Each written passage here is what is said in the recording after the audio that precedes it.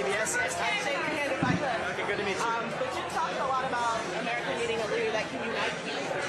And you're running to lead a party that cannot unite around someone to lead the House. So what are your thoughts on that? Well, my thoughts on that, I've said this, is that it's just another symptom of viewing the divide in this country as being between Republicans and Democrats.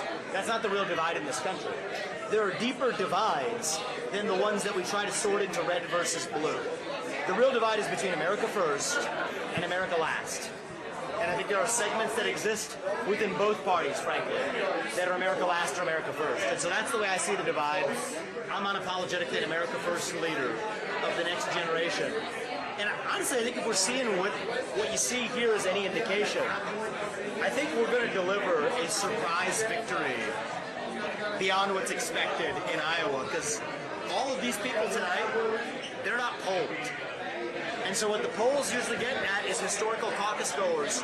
Almost all of these are first-time caucus goers coming out for us, and so I think we're on track to deliver not only that surprise here, but that's our ticket to national unity. What is it? Reaching the next generation.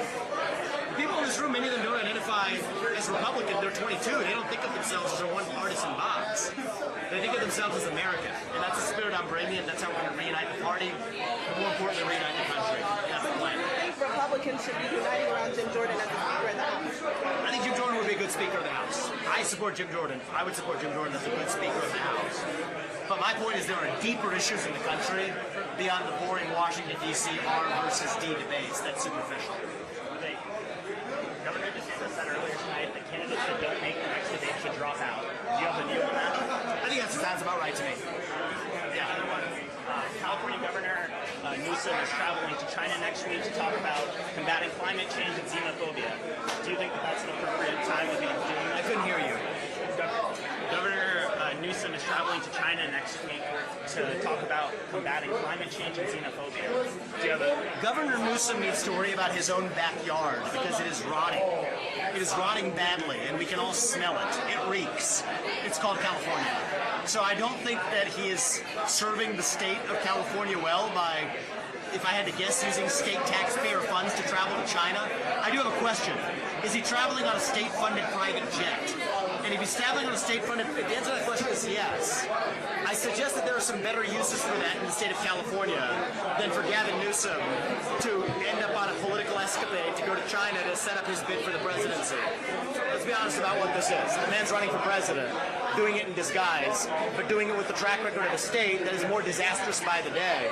Now, whether California is better off when he's not around, that's a good question. Maybe his best service he can do is get the heck out of the state and not do more damage. But don't use state taxpayer funds to fund some private jet travel to China. I think that's a farce, and California could make better use of the money than that.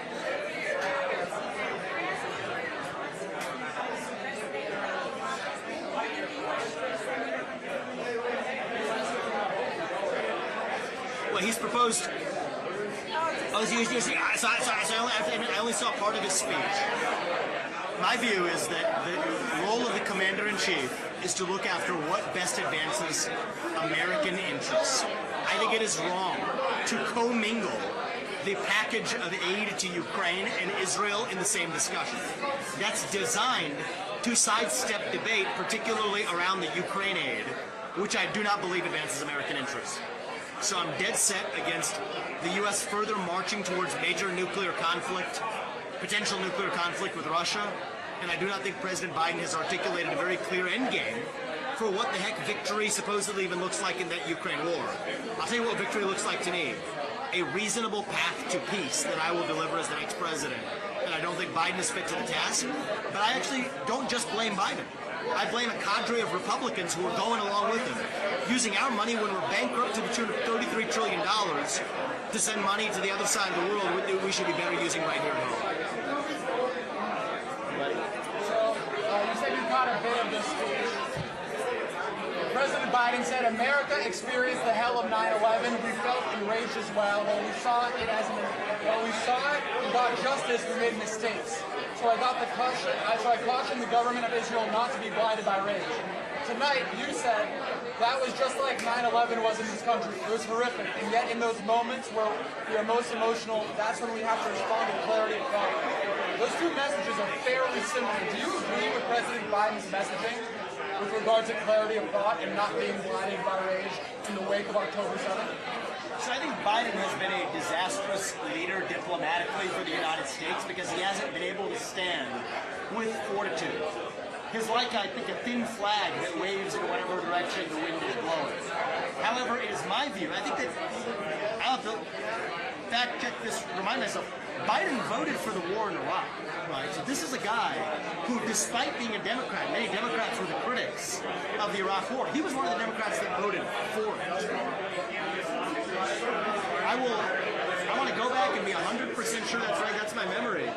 This is a guy that has consistently adopted pro-war policies that also align with the pro-war policies of the neocon establishment of the Republican Party.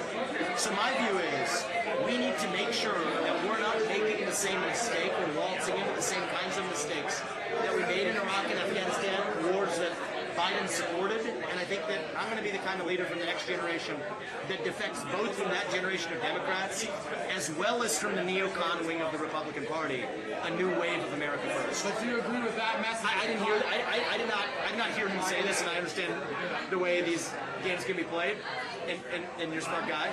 But I will say that my message is clear: America First. Don't apologize. Thank you. Thank you. I'd be doing what I was doing if I was in your shoes too. It's really similar.